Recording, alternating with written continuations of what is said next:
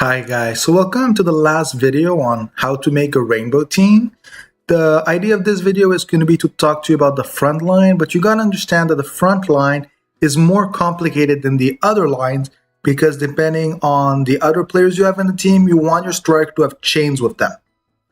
Now let's get started. The first thing you need to know is that when you're looking at a striker order, the top three are of course going to be legends.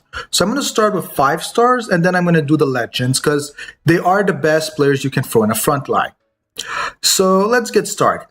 The best striker that is not a legend at the moment is currently considered Char because she has some really nice increased crit rate, increase the damage on the target with an attack, deals additional damage to goalkeepers, increased damage dealt to dark goalkeepers, increased attack power, crit rate, she has some nice stones. It's just a really good all-round player.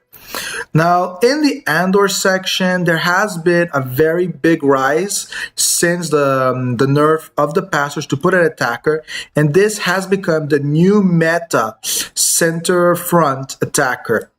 The reason for this is, first of all, her active that will increase the inflicted damage and decrease the defense of goalkeeper for 10 minutes. That's how she's going to use it every time. It's going to increase attack power and crit rate of allies within the position for 5 minutes. If you got some way to make her fast, it basically means a 50% buff in crit rate, meaning you're not going to be looking in the passive so hard for crit. It's going to increase the receiving effect and attack power of allies within position. Again, a nice buff. And then increase reflex by 100% and decrease inflicted damage by 25%. So this is actually the coolest skill she has, because if you give her a nice reflex setup, increasing 100% basically means she has a huge chance of, when being penetrated, to leave with the ball. So give her some good reflex, some good speed. She's going to be extremely powerful. I spent a bit more time on her because now she is officially the best center mid when we're not looking at legendaries.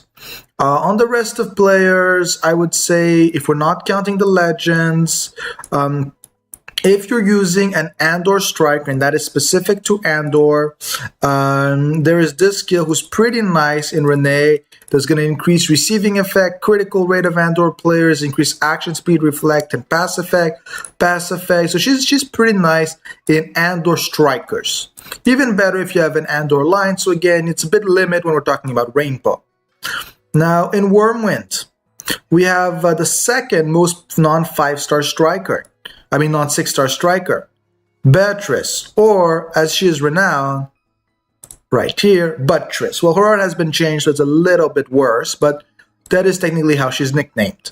So she's also a very strong player with attack power, crit rate, increased speed and max height within the position is a little bit worse. I would say this is the skill you're not going to max out. Increased attack power, penetration was something strikers need, critical damage, increased crit rate and critical damage, so it's a great active. So she's also going to be very nice. In the Wormwind section, a few people have decided to try to throw some stealers. Again, since there was the passer nerf, it's become pretty common to just throw a Kiki because she increases action speed, pass effect. Again, pass effect and max hype. So it's pretty nice when you combine that with a striker and a passer. And plus, she has reflex and attack power with an attack. So she's actually become decently popular if you don't have an lane. Now, if you go down in Wormwind, you're always going to want to try to have Nazarel anywhere in your team because he's going to have increased action speed and more buffs on Wormwind players. So when she's there, you want to try to have him somewhere. He can also be thrown front line. He's really not bad, and I actually think he's a she, but since it's a dragon, I keep getting that mixed up. On the Thunder side, there basically isn't any great striker that isn't legendary. And for passers, the only nice one is Luca, but she got nerfed really hard. So I even wouldn't be advising her to use. So look at what you're missing because she's pretty limited and her coolest skill that was decreasing action speed has been reduced to 20% for 5 minutes, really making it useless. So Thunder is really bad for Rainbow. Now on light, we have our almighty favorite ace, Scylla, who I'm guessing you already use anyway, so I'm just going to talk about her. She's pretty nice. Action bar within position of a pass. She's going to increase attack power, penetration, max height within the position. The penetration is the coolest one, but it's been lowered to 15%. The max height is pretty useless, and action power is something kind of low. She also recovers spirit and hype with a pass, so she's there mainly not even for her skills, who are decent, but it's for her ace. Decrease inflicted damage by 45% when your hype is above 80%.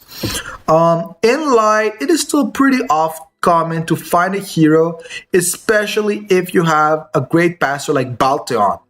So again, this is more like a Balteon, but he has a lot of increased receiving pass effect and critical damage, so you really want him to have a crit, but he's actually going to work towards that crit himself, so it's not that bad. Stacking critical damage is going to be usually one of the best things you can do with him. Again, you can build him differently. And fairly recently, Sky has been added. Her entire value comes from damage reflux, who decreases cooldown of active skills. It's only her own, who's a pass. Incoming damage by 50% and reflex by 30% with a stealer when being attacked, basically meaning all the time. Now, on the dark side, I would say the strikers are usually underrated for PvP, but are pretty good for PvE. If I were to vote, I would say Lucid is the one I would throw in there. She has some good action bar start, a decent base penetration, increased crit rate of an attack by 70%, increased action speed and receiving pass effect for 10 minutes with a pass. So again, it's really annoying because you need her to pass for this skill, so that's why in manual she's going to be much better.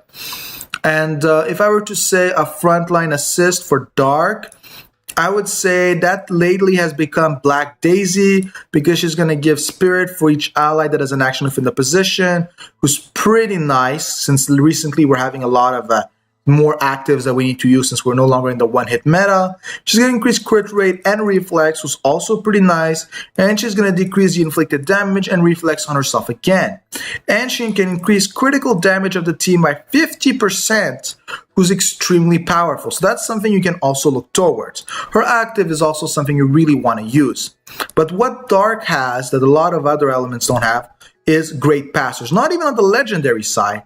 Just Shura herself is extremely powerful because she has a buff that's going to decrease enemy critical resistance for 5 minutes with 50-60% whenever they make an action. I'm just skipping to the point. That means around 50% of critical resistance decrease.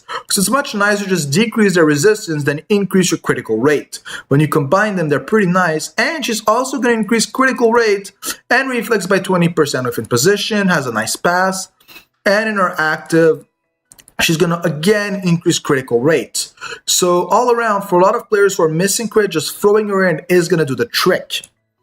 Now, as I said earlier, legendaries are what makes Rainbow Frontlines work.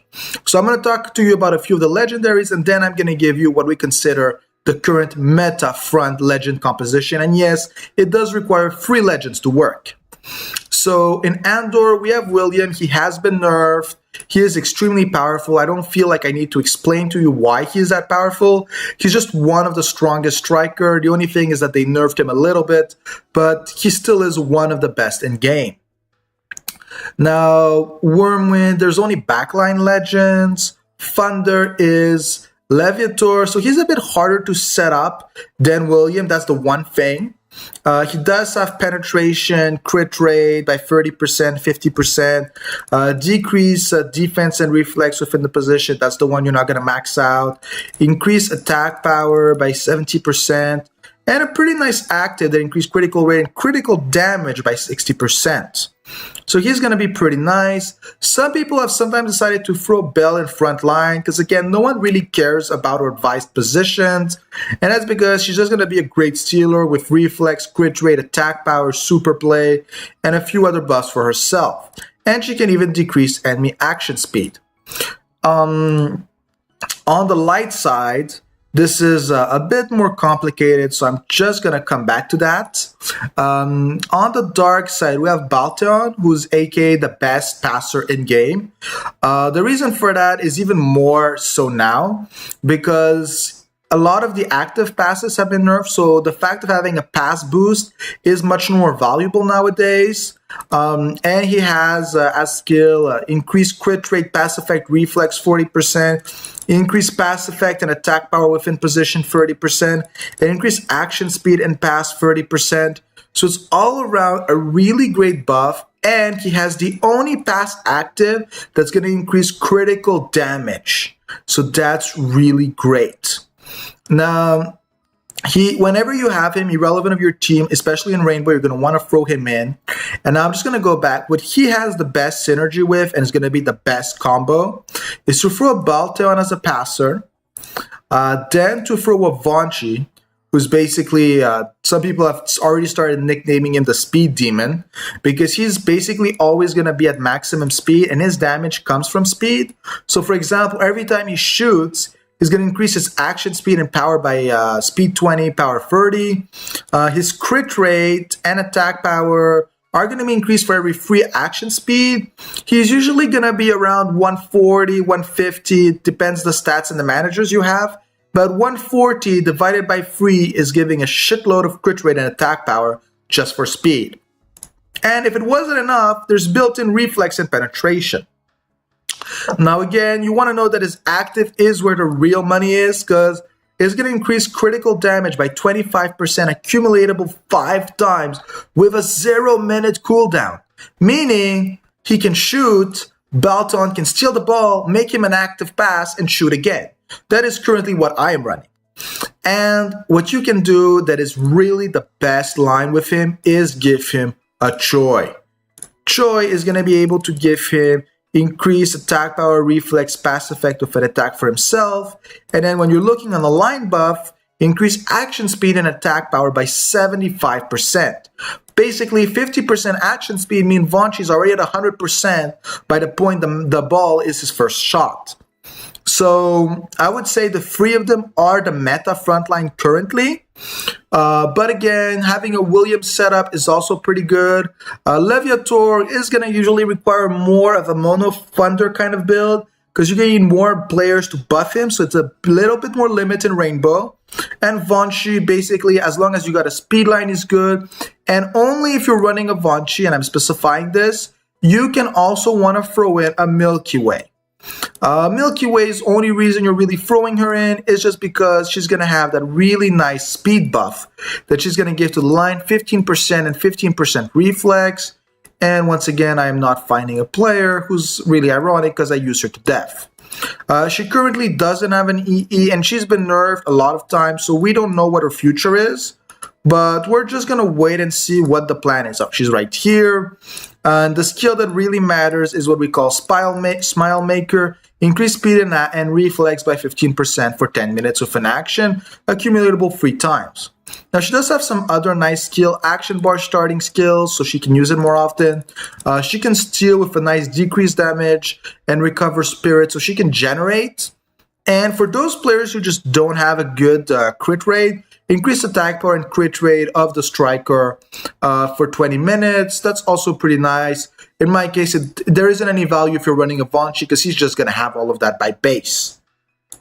So I hope this helps you understand the basis of building a frontline. But again, you should base yourself around what your striker needs and what chains that are possible within your team. But if you got one of the 3 legendary strikers, you want to accommodate your frontline to them. Have a good day, and if you have any questions, just post in the comments. And again, I didn't say every possible player. I just decided to put the most common ones, and I know I put a few S2s, but maybe they'll be scoutable in the near future. Have a good day, guys.